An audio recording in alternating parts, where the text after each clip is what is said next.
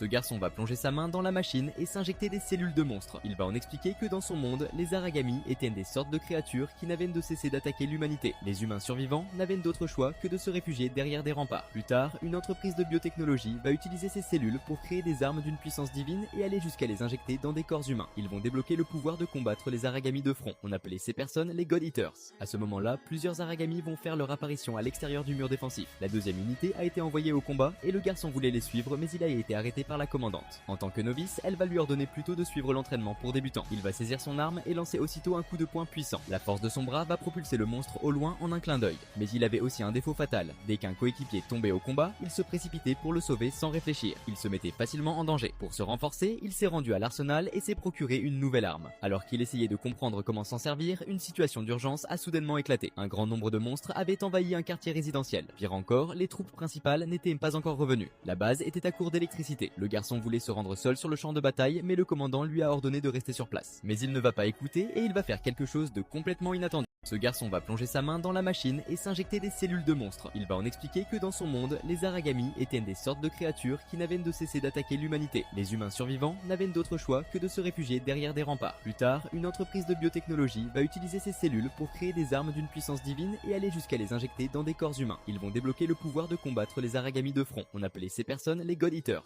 À ce moment-là, plusieurs Aragami vont faire leur apparition à l'extérieur du mur défensif. La deuxième unité a été envoyée au combat et le garçon voulait les suivre, mais il a été arrêté par la commandante. En tant que novice, elle va lui ordonner plutôt de suivre l'entraînement pour débutants. Il va saisir son arme et lancer aussitôt un coup de poing puissant. La force de son bras va propulser le monstre au loin en un clin d'œil. Mais il avait aussi un défaut fatal. Dès qu'un coéquipier tombait au combat, il se précipitait pour le sauver sans réfléchir. Il se mettait facilement en danger. Pour se renforcer, il s'est rendu à l'arsenal et s'est procuré une nouvelle arme. Alors qu'il essayait de comprendre comment s'en servir, une situation d'urgence a soudainement éclaté. Un grand nombre de monstres avaient envahi un quartier résidentiel. Pire encore, les troupes principales n'étaient pas encore revenues. La base était à court d'électricité. Le garçon voulait se rendre seul sur le champ de bataille, mais le commandant lui a ordonné de rester sur place. Mais il ne va pas écouter et il va faire quelque chose de complètement inattendu.